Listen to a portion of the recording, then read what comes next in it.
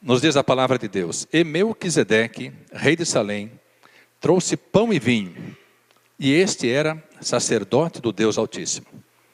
E abençoou e disse: bendito seja Abrão do Deus Altíssimo, o possuidor dos céus e da terra. E bendito seja o Deus Altíssimo, que entregou os teus inimigos nas tuas mãos. E Abrão deu-lhe o dízimo de tudo. E o rei de Sodoma disse a Abrão: dá-me a mim as almas, e a fazenda toma para ti.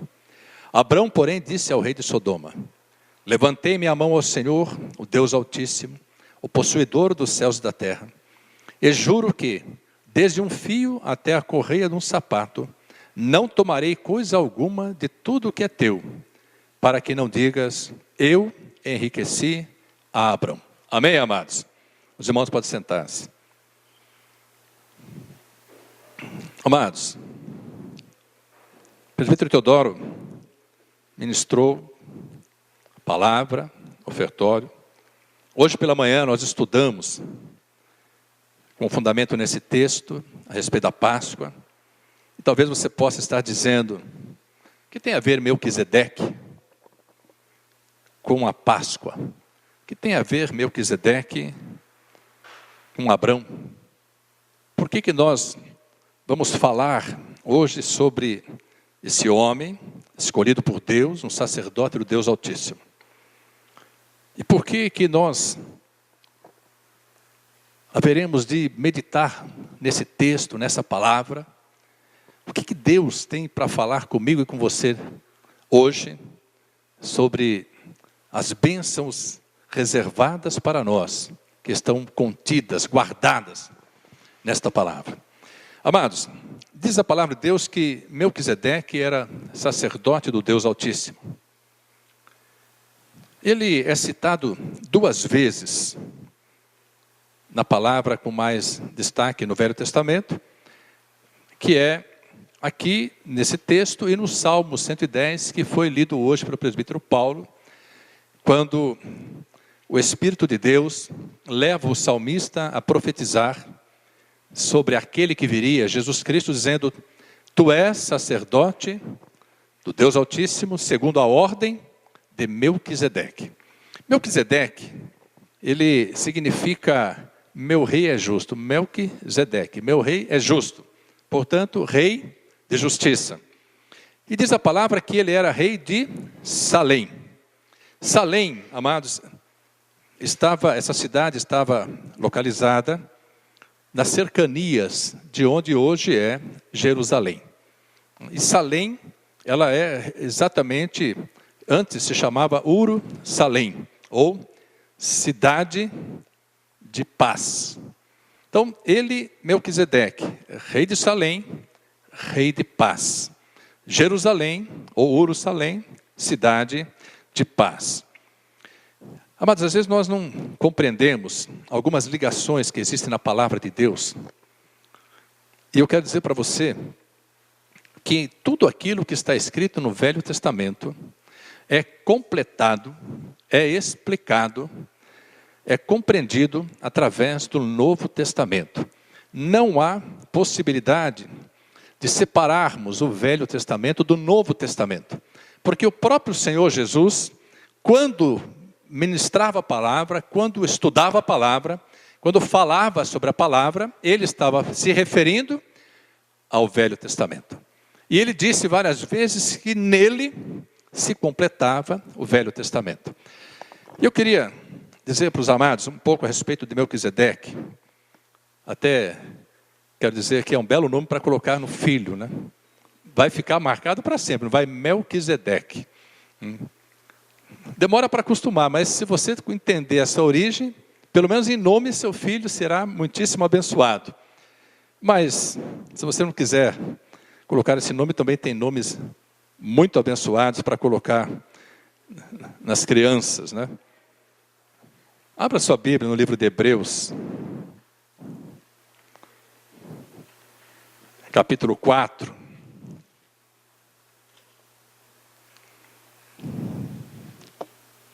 Para você entender qual a ligação que tem Melquisedeque com Jesus Cristo. Hebreus capítulo 4, versículo 14. Visto que temos um grande sumo sacerdote, Jesus, Filho de Deus, que penetrou nos céus, retenhamos firmemente a nossa confissão. Porque não temos um sumo sacerdote que não possa compadecer-se das nossas fraquezas. Porém um que, como nós, em tudo foi tentado, mas sem pecado. Cheguemos, pois, com confiança ao trono da graça, para que possamos alcançar misericórdia e achar graça, a fim de sermos ajudados em tempo oportuno.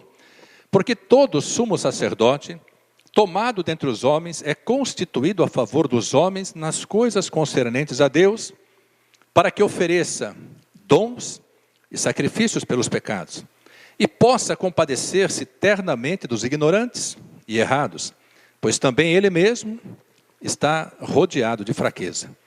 E por esta causa deve ele, tanto pelo povo como também por si mesmo, fazer oferta pelos pecados. E ninguém toma para si essa honra, senão o que é chamado por Deus, como Arão.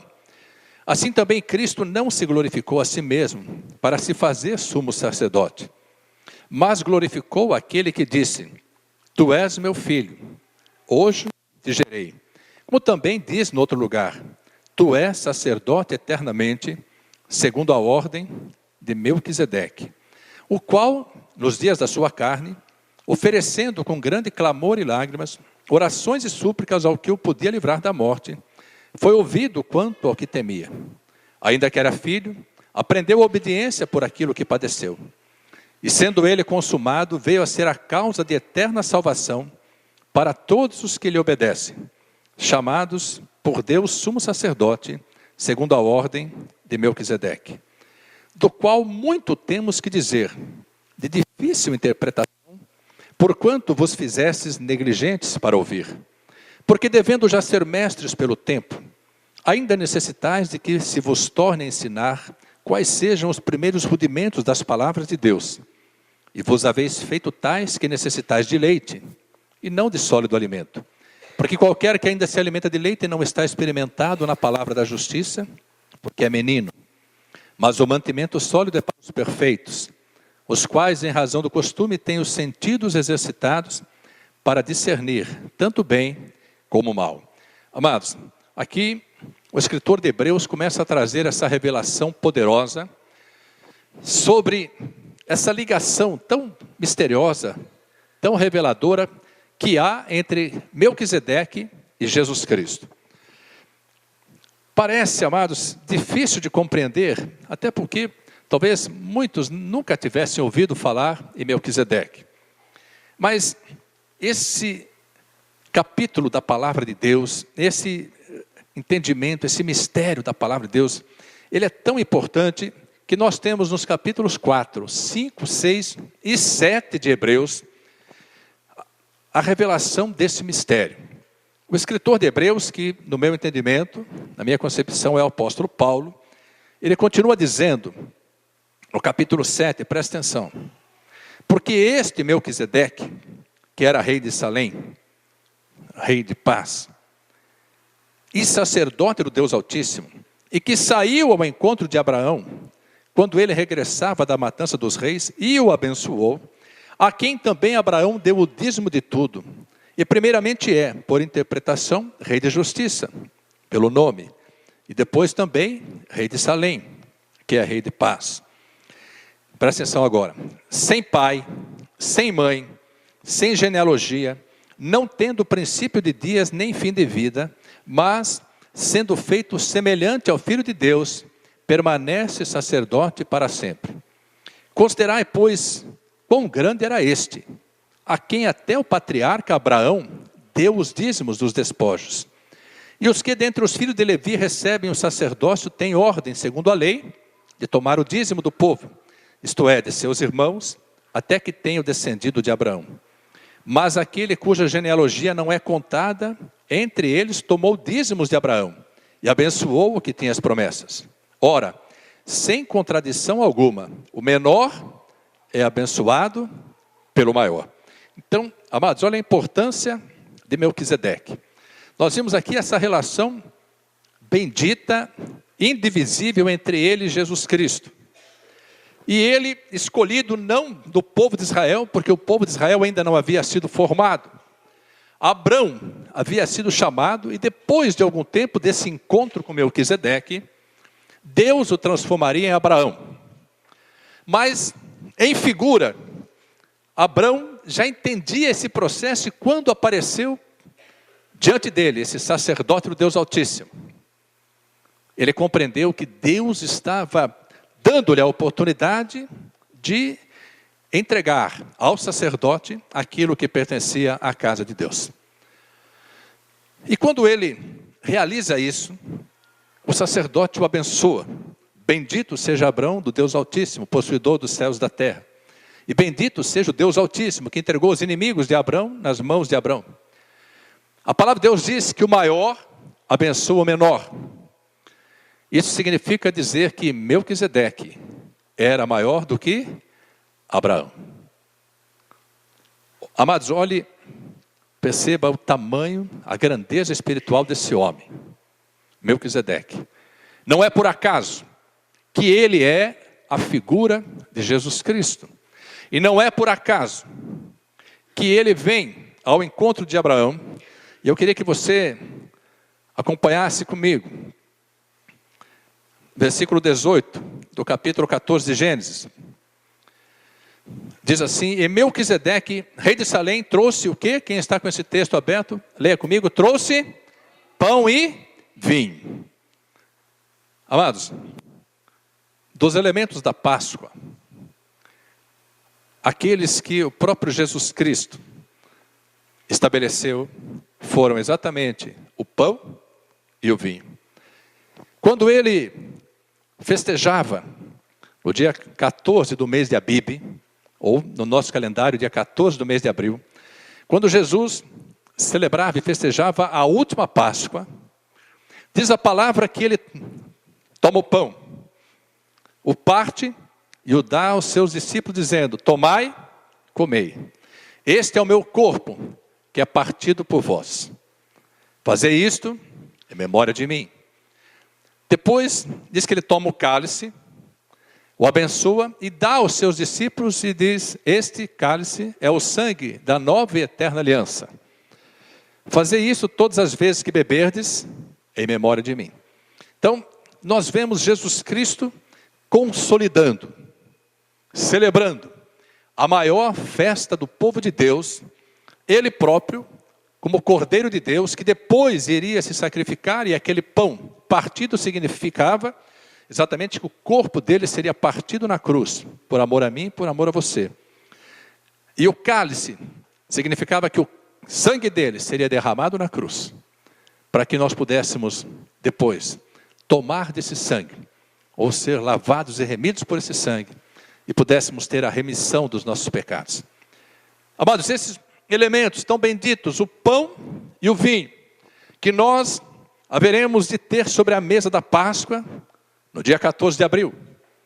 Esses elementos tão especiais, que significam o corpo e o sangue de Jesus Cristo, milhares de anos antes de Jesus Cristo se fazer carne, um sacerdote do Deus Altíssimo, chamado Melquisedeque, leva esse pão e esse vinho, e celebra a Páscoa juntamente com Abraão. Amados, é glorioso nós entendermos esse mistério, porque a vida de Abraão começa a mudar, depois desse tempo. A vida de Abraão começa a mudar, depois desse encontro. E diz a palavra de Deus que Abraão, como escolhido de Deus, Deus o chama, Deus determina que ele deixe tudo o que ele tem. E Deus começa dando uma ordem para ele, diz assim: Abraão, sai da tua terra, da casa dos teus pais, e da casa da tua parentela. Então, deixa o lugar onde você tem raízes, deixa a casa dos teus pais, deixa a casa da tua parentela. E nós temos aprendido, amados, que a parentela, muitas vezes, pela tradição, nos impede de adorarmos, de glorificarmos, de exaltarmos o nome do Senhor. porque a tradição, ela funciona como um obstáculo ao nosso caminhar. É a tradição que muitas vezes nos impede de entendermos e compreendermos os mistérios da palavra de Deus. Mas esse homem, Abrão, é chamado por Deus e ele obedece. E começa a caminhar segundo a direção de Deus. Como no coração dele havia o desejo de servir a Deus, Deus começa a ministrar na sua vida. Ele entende esse processo e tem nesse encontro com o sacerdote do Deus Altíssimo a primeira oportunidade de honrar, exaltar e glorificar ao único que é digno de toda a honra, toda a glória e todo louvor. Sabe o que há de semelhante entre a situação de Abrão e entre mim e você? É que nós também fomos escolhidos pelo Deus Altíssimo. O Senhor Jesus nos diz, no Evangelho de João, capítulo 15, versículo 16, diz para mim e para você: não fostes vós que me escolhestes, mas fui eu que vos escolhi. Você pode glorificar a Deus? Às vezes nós dizemos assim: quando eu aceitei a Cristo, quando entreguei a minha vida, quando eu me converti. Eu quero dizer para você, nós só estamos neste lugar bendito porque um dia Deus olhou para a minha vida e para a sua vida, Deus olhou para as nossas vidas, olhou para a nossa situação, Deus olhou para quando nós ainda estávamos no Egito ou em Sodoma e Gomorra, nos resgatou das trevas e nos trouxe para o reino da sua maravilhosa luz, não porque quiséssemos, mas porque Ele tinha sobre as nossas vidas propósitos inabaláveis, que não podem ser alterados. Você é um escolhido, amado do Deus Altíssimo. Creia nessa porção e se alegre. Você não está aqui por opção própria. Você está aqui porque o poder que o trouxe é maior do que a sua vontade. E é a essa vontade soberana que você deve sujeitar a sua vida, para que você possa compreender que o que Deus tem para você é melhor do que tudo que o Egito, Sodoma, Gomorra e o mundo pode oferecer para você. Amado, ser separado é tão tremendo. E Abraão sentiu, amados, esse poder, que ele, em retribuição às bênçãos que recebeu, ele, diz a palavra, oferece, reconhecendo em Melquisedeque um sacerdote, ele oferece os dízimos de tudo quanto havia conquistado. O que ele havia conquistado? Gênesis capítulo 14, acompanha comigo. E aconteceu nos dias de Anrafel, rei de Sinar, Arioque, rei de Elazar, Quedorlaomer, rei de Eilão, e Tidal, rei de Goim, que estes fizeram guerra a Bera, rei de Sodoma, a Birsa, rei de Gomorra, a Sinabe, rei de Adimã, e a Semeber, rei de Zebolim, e ao rei de Bela. Esta é Zoar. Todos estes se juntaram no vale de Sidim, que é o mar de Sal. 12 anos haviam servido a Quedorlaomer, mas ao 13º ano rebelaram-se. Continuando, versículo 12. Também tomaram a Ló, que habitava em Sodoma, filho do irmão de Abrão, e a sua fazenda, e foram-se. Então veio um que escapara e o contou a Abrão, o hebreu. Ele habitava junto dos carvalhais de Manre. O amorreu, irmão de Escol, e irmão de Abner, eles eram confederados de Abrão.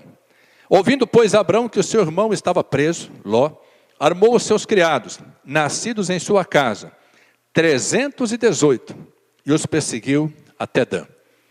E dividiu-se contra eles de noite, ele e os seus criados, e os feriu, e os perseguiu até Obá, que fica à esquerda de Damasco.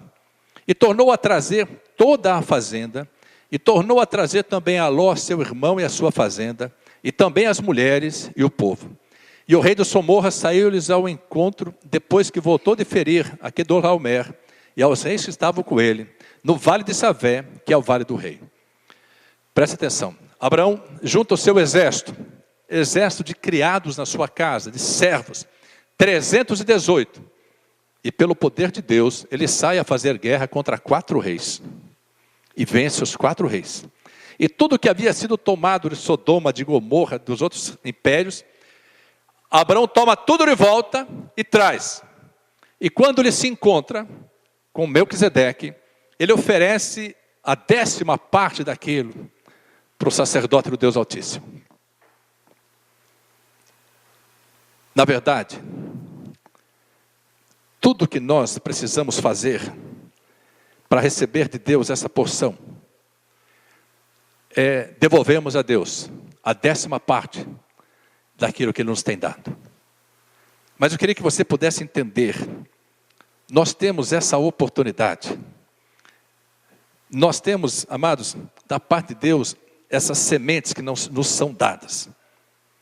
E quando nós entendemos esse processo, e somos fiéis, e trazemos a 10ª parte, que são os dízimos, e ainda trazemos nossas ofertas voluntárias, Deus nos abençoa tremenda e poderosamente.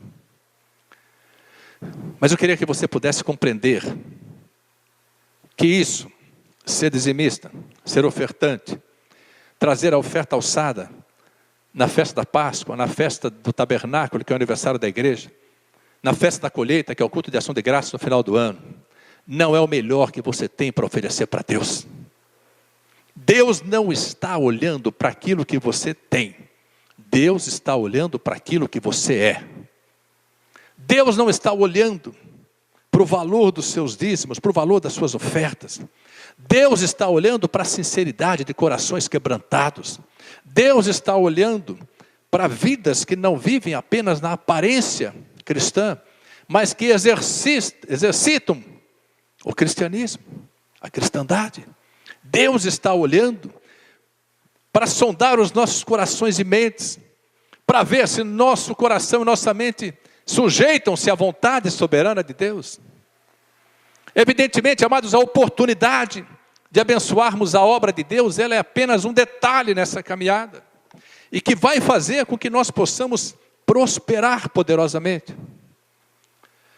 Mas eu quero dizer para você, o que Deus tem de bênçãos para a minha vida e para a sua vida, as porções que Deus tem para nós, elas são inumeráveis, elas são incontáveis, elas são imensuráveis, não são possíveis de serem medidas.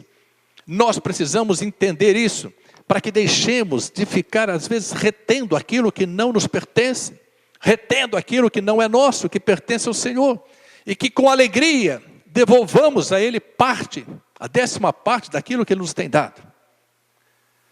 Sabe por quê? Entenda isso agora, o que eu vou dizer para você.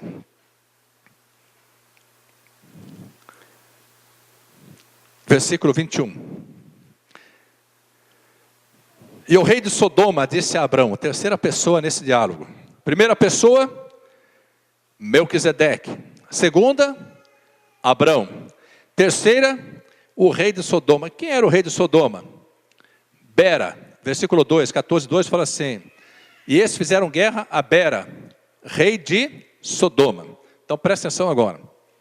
Abrão havia entregue os dízimos, mas ele ainda tinha 90% de tudo que havia conquistado na guerra. E diz a palavra, que o rei de Sodoma disse a Abrão, leia comigo agora, amados, versículo 21, vamos ler juntos? Dá-me a mim as almas, e a fazenda toma para ti. Quantas almas tinham juntamente com Abrão naquele momento? Quantos se lembram do número? 318 varões, 318 vidas que eram fiéis a Abrão, trabalhavam com ele, fora as vidas que ele havia resgatado das mãos do inimigo.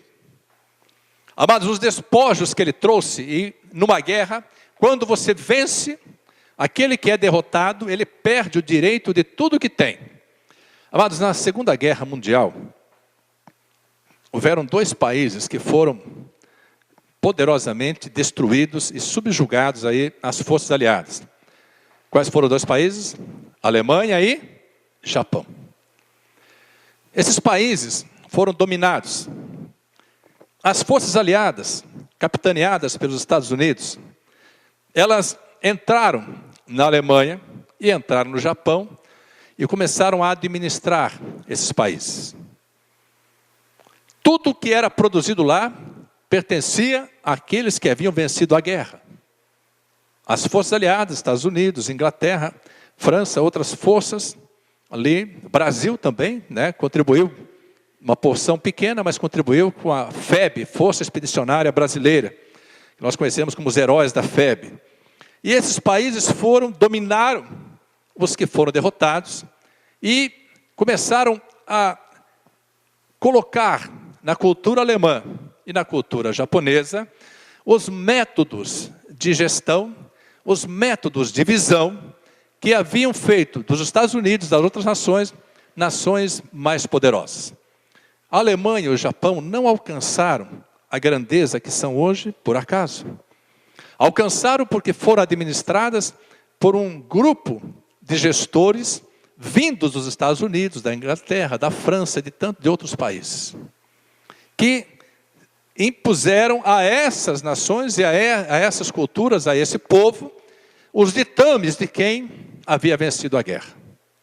Evidentemente, para esses dois países, foi uma grande bênção terem sido sujeitos à gestão de países tão prósperos, tão abençoados. Mas toda a riqueza produzida nesse país passava pelo crivo, por um período de tempo, pelo crivo dos vencedores. Abrão vence a guerra, com os seus 318, traz todo o despojo. Amados, era uma fortuna enorme. A palavra de Deus não cita, mas diz que eles levaram toda a riqueza dos 4 países, ou das 4 cidades. Naquele tempo, cada cidade era governada por um rei. Sodoma tinha o seu rei, Gomorra tinha o seu rei, Jerusalém tinha o seu rei, que era Melquisedeque, rei de Salém. Então, as cidades eram governadas por reis e eles haviam sido vencidos. E não apenas as riquezas, mas também o povo foi levado cativo. Quando Abraão vence, resgata o povo, juntamente com seus 318 e toda a riqueza. No encontro com Melquisedeque, ele dá a 10ª parte. Retém, portanto, 90%. O rei de Sodoma, diz a palavra, que ele vem e diz para Abraão: Abraão, você tem muita riqueza, mas fica com a riqueza para você. Dá-me a mim o que? As almas. Amados, há um propósito do inimigo contra as nossas vidas. O inimigo sabe das promessas de Deus para a sua vida. Ele sabe dos propósitos de Deus para você, para a sua casa, sabe dos seus projetos. Deus não esconde do inimigo, aqui representado pelo rei de Sodoma, uma cidade que viria posteriormente a ser destruída. Tamanha era a blasfêmia contra Deus, tamanha, mas era a perversão naquela cidade, tanto em Sodoma quanto em Gomorra. Mas esse homem, esse rei de Sodoma, Berá, ele olha para a vida de Abrão, olha para os 318 que estão juntamente com Abrão, olha para o povo que foi resgatado, e diz assim: Abrão, eu não quero mais a riqueza de Sodoma, eu creio que também o rei de Gomorra não quer a riqueza que lhe pertence, eu sei que os demais reis também não estão preocupados. O que nós queremos de ti, Abraão, é que tu nos dês as vidas que estão contigo, que são fiéis, que são valentes, que são marcadas pela promessa do Deus Altíssimo. Eu quero dizer para você, meu amado, o diabo não está preocupado com o que você tem. O diabo não está preocupado com os recursos que você tem. O diabo não está preocupado com aquilo que você construiu na sua vida. Ele não está preocupado se você tem muito ou se você tem pouco. Sabe o que ele quer? Ele quer a porção que você tem na presença de Deus. Mas como ele não pode, porque ele está condenado a viver distante da presença do Rei da Glória, ele quer fazer com que você se distancie de Deus. Ele quer fazer com que você possa ter mais recursos. Ele muitas vezes não quer atacar os seus recursos, porque ele sabe que se atacar os seus recursos, você correndo vem aos pés do altar. Porque muitas vezes, amados, o crente volta correndo à presença de Deus quando a circunstância fica complicada. Quando o crente começa a passar por lutas, tribulações e por necessidades na área material, na área financeira. Se nós entendermos isso, nós nos blindaremos, nós nos revestiremos do poder, da armadura de Deus, para resistirmos no dia mau e ficarmos firmes, inabaláveis. Há um propósito de Deus para as nossas vidas, e eu queria que você pudesse compreender isso. Deus está particularmente neste tempo que antecede a Páscoa, preparando-nos para que possamos, ao celebrarmos essa festa gloriosa, Deus está nos preparando para que possamos receber dele, ainda este ano ou nos anos que se sucederão, as promessas, as bênçãos, as vitórias que ele tem reservado para cada um de nós. Quantos creem nessa porção? Abraão, dá-me as vidas. Pode ficar com o dinheiro, pode ficar com a riqueza, pode ficar com isso, porque isso não tem valor. Mas diz a palavra de Deus, o Senhor Jesus disse que para Deus uma única alma tem mais valor do que todo mundo. Não existe valor monetário, não existe recurso material, não existe qualquer bem precioso que possa comprar uma vida. Mas o dinheiro não tira nenhuma vida das mãos de Satanás. As fortunas não têm o poder para comprar a salvação. Todo o dinheiro do mundo seria inútil para que uma única vida fosse salva. Amados, o rei de Sodoma sabia isso. Abraão, dá-me as vidas e fica com o dinheiro para você. O único bem, o único valor que já houve na terra e que permanece na terra, derramado sobre a terra, que pode comprar uma vida, como comprou a minha, como comprou a sua, é o sangue de Jesus. Nós fomos comprados por bom preço, não pertencemos mais a nós. Se fomos comprados, pertencemos àquele que nos comprou. Amados, ao meditar nesse texto, ao ver esta palavra sendo revelada, nós temos que entender, o inimigo quer que nós possamos usufruir dos recursos, que nós possamos usufruir do dinheiro, que nós possamos usufruir dos bens. E muitas vezes ele nem nos ataca na área financeira. Sabe por quê? Porque ele quer que nós nos envolvamos com as coisas materiais. Nos envolvamos com aquilo que o dinheiro pode comprar. Ele quer que nos envolvamos para que nós nos deixemos seduzir pelas coisas que trazem prazer aos nossos olhos, prazer aos nossos corpos, prazer, amados, à nossa vida secular. E em função disso, nós nos distanciemos da presença de Deus. Se aquilo que Deus nos tem dado, e a palavra de Deus diz em Provérbios 10, 22, que as bênçãos de Deus enriquecem, mas não acrescentam dores. Isso significa que tem coisas que enriquecem, mas acrescentam dores. O inimigo quer que nós desviemos o foco da nossa vida espiritual. Ele quer que nós fiquemos assim presos aos recursos, presos às condições, presos aos compromissos, presos aos prazeres. Não importa, para ele não interessa quanto tenhamos, ou quanto venhamos a ter. Ele não olhou para os despojos, para a fortuna que estava nas mãos de Abraão. Ele olhou para as vidas que estavam com ele. Mas quando o inimigo olha para este lugar, ele não está preocupado em saber quanto cada um tem, quanto cada um possui.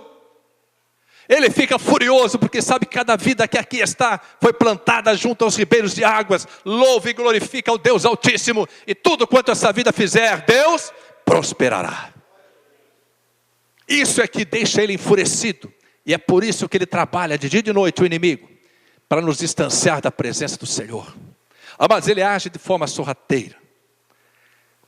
Ele vem nos fazendo entender que coisas pequenas não tem nada a ver. Quando ele faz com que o jovem falte do culto do jovem, ele faz com que o jovem tenha no coração uma resposta, na mente uma resposta dizendo assim: tem nada a ver. Faltei do culto do jovem, mas não tem nada a ver.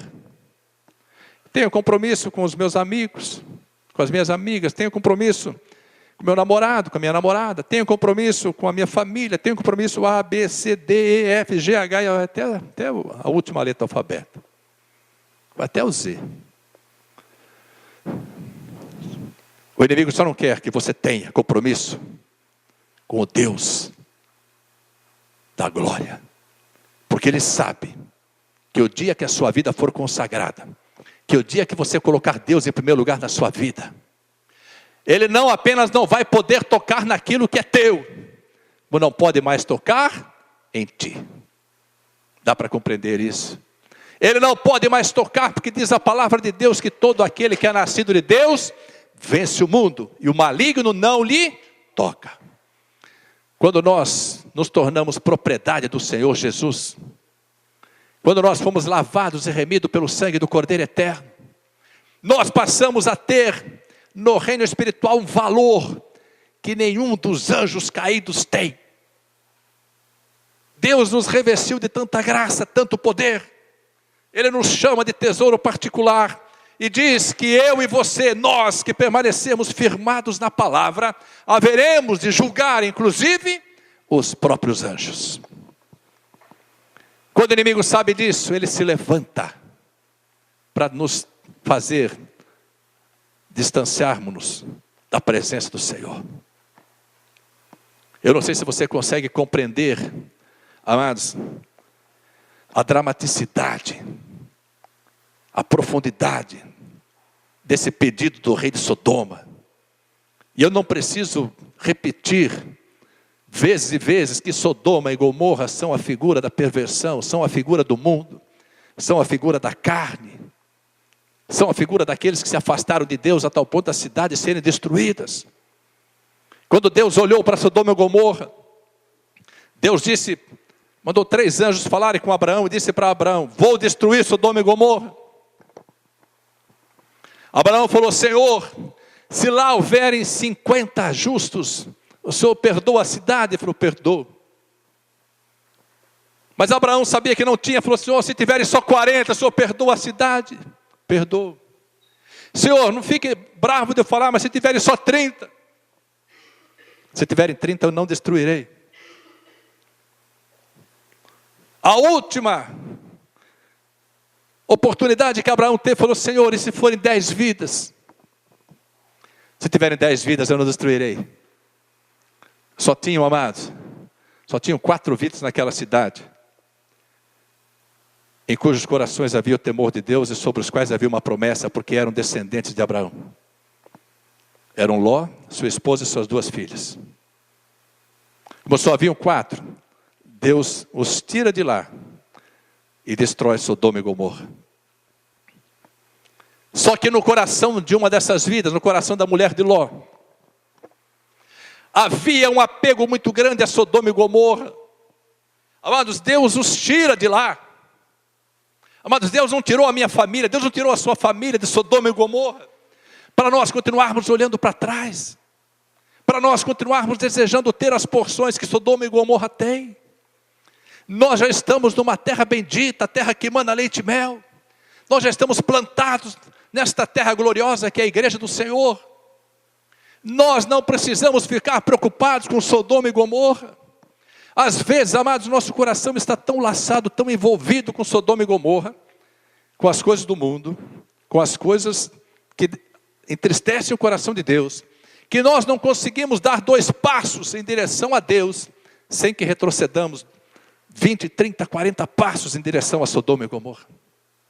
Às vezes vamos até lá, quebramos a cara, e voltamos na presença de Deus, e Deus nos recebe com aquele amor eterno, com os laços de amor e benignidade com que nos envolveu. Amados, nós fomos resgatados de Sodoma e Gomorra para não olharmos mais para trás. Se nós continuarmos caminhando e não fizermos como a mulher de Ló, que tinha o coração dela envolvido com as coisas da cidade, e olhou para trás para ver o que estava acontecendo. Quer dizer para você, você que já foi resgatado, para de olhar para trás. Prossiga para o alvo, para o prêmio da soberana vocação, porque grande é a porção que Deus tem para a tua vida. E eu quero profetizar sobre a tua vida, porque a palavra assim me dá autoridade, me permite. Você está se aproximando do maior dia, do melhor dia, do mais glorioso dia do ano, que é o dia da Páscoa. Você haverá de celebrar esse dia. E a partir desse dia, Deus tem poder para mudar a sua história, se o seu coração estiver quebrantado, o seu espírito contrito na presença de Deus. Deus vai abrir portas que estão fechadas, Deus vai quebrar barreiras que estão impedindo o seu caminhar, o seu prosperar. Vai estabelecer um novo tempo na sua vida, no seu casamento, na sua família, no seu trabalho, nos seus negócios. É promessa de Deus para nós, amados, e nós temos que receber essas promessas e caminhar nessa certeza, colhendo esses frutos benditos. O inimigo está querendo que você tenha, para que você se distancie.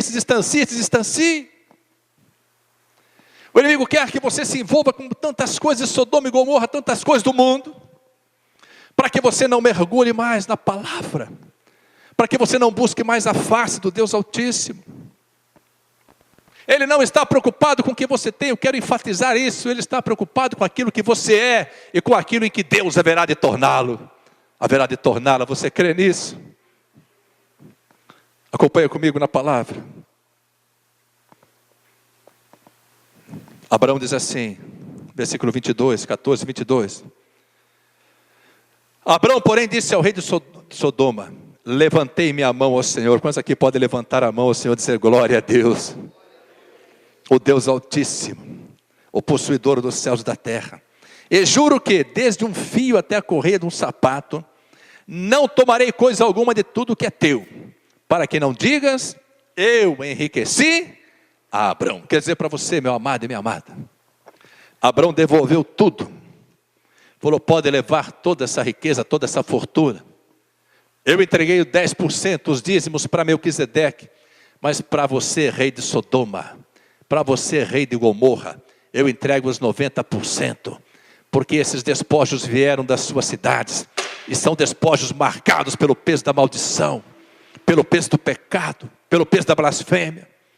Amados, às vezes nós temos tanta dificuldade em nos desapegarmos daquilo que tínhamos, ou daquilo que temos, sem entender que os prazeres que sentimos, quando às vezes estamos distantes da casa de Deus, os compromissos que marcamos, às vezes sequenciais, que nos fazem distanciarmos da presença de Deus, eles laçam os nossos pés e nos impedem de caminhar.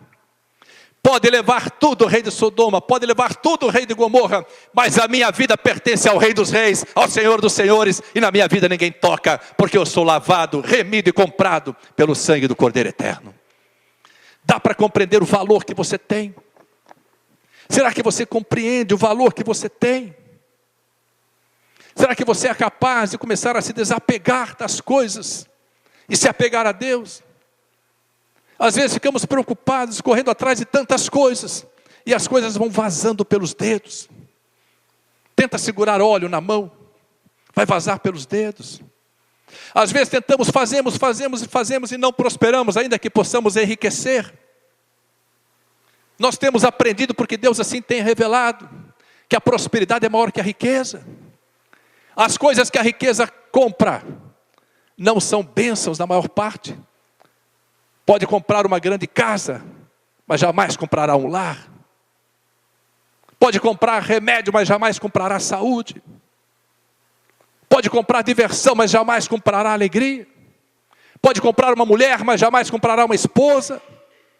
Mas as coisas que Deus tem para nós vêm como bênçãos eternas que nos abençoam e não trazem dores. Nós estamos nos aproximando do tempo de comermos o pão e o vinho, de celebrarmos a Páscoa.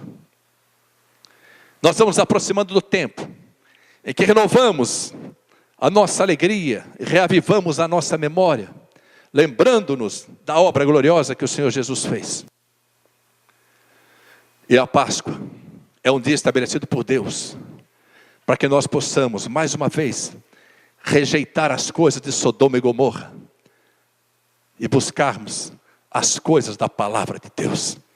Se você buscar esta palavra em primeiro lugar na sua vida, se você buscar o Deus desta palavra em primeiro lugar na sua vida, se você, ao invés de buscar as bênçãos, buscar o abençoador em primeiro lugar, o Senhor, o abençoador, te abençoará, te prosperará, e todas as coisas serão acrescentadas a você, à sua família, ao seu trabalho, aos seus negócios, e os seus projetos se realizarão, porque Deus está no controle, e quer, e pode, e tem prazer em te abençoar.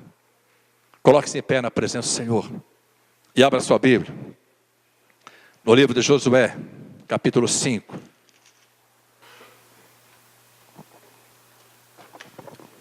Abrão, dá-me as vidas, Abrão, e fica com as coisas de Sodoma e Gomorra. Abrão, dá-me a tua vida, dá-me a vida dos que são teus. Fica com as coisas que não têm valor. Fica com o dinheiro, fica com os bens, fica com os recursos. Fica com os prazeres. Eu quero a tua vida apenas, Abrão. Quero a vida dos teus. Meu amado e minha amada, a tua família é alvo do ataque do inimigo. Os teus projetos são alvo do ataque do inimigo. Mas aquele que te guarda, aquele que disse para você, tu és o meu filho, hoje eu te gerei. Ele tem poder para te fazer mais do que vencedor em todas as circunstâncias. E quando você, assim como Abrão, comer do pão, beber do vinho, Deus mudará a sua história. Porque diz assim a palavra, Josué capítulo 5, versículo 10, acompanhe comigo. Estando, pois, os filhos de Israel alojados em Gilgal, celebraram a Páscoa no dia 14 do mês, à tarde, nas campinas de Jericó. Páscoa é celebrada no dia 14. E comeram do trigo da terra do ano antecedente, ao outro dia depois da Páscoa. Pães asmos e espigas tostadas comeram no mesmo dia. Leia comigo agora. E cessou o maná no dia seguinte, depois que comeram do trigo da terra do ano antecedente. E os filhos de Israel não tiveram mais maná, bem alto agora. Porém, no mesmo ano, comeram das novidades da terra de Canaã. Sobre a tua vida seja essa porção. Deus vai fazer cessar o maná, se o teu coração, se a tua mente, se o teu espírito, a tua alma, estiverem debaixo dessa direção poderosa do Deus Altíssimo. Porque onde houver um coração quebrantado, um espírito contrito, Deus não rejeita, Deus abençoa. Quero dizer para você, meu amado e minha amada, esqueça as coisas de Sodoma, esqueça as coisas de Gomorra. Olhe para Jerusalém, olhe para a cidade de paz, olhe para as promessas do Deus Altíssimo sobre a tua vida, a tua casa. E tu colherás os frutos da terra, tu viverás em abundância. Cessará o maná. Cessar o maná significa, você não vai mais dormir preocupado com o pão do outro dia, porque Deus te dará o pão em abundância, e fará prosperar, e abundará os teus celeiros. O trabalho das tuas mãos, ele prosperará, porque você é propriedade particular do Deus Altíssimo, e ninguém pode tocar-te, ninguém pode comprar-te, porque não existe mais esse precioso bem, que já foi derramado sobre a minha vida e a sua vida, que é o sangue de Jesus Cristo. Por isso, quando celebrarmos a Páscoa este ano, quando comermos do pão, quando bebermos do vinho, quando celebrarmos a vitória do Cordeiro, quando celebrarmos a vitória da vida sobre a morte, a ressurreição de Cristo, nós estaremos também nos preparando para um novo tempo, um tempo de bênçãos, de vitória, que Deus fará prosperar o nosso caminho, não para nós, mas para o louvor e a glória dele, em nome de Jesus.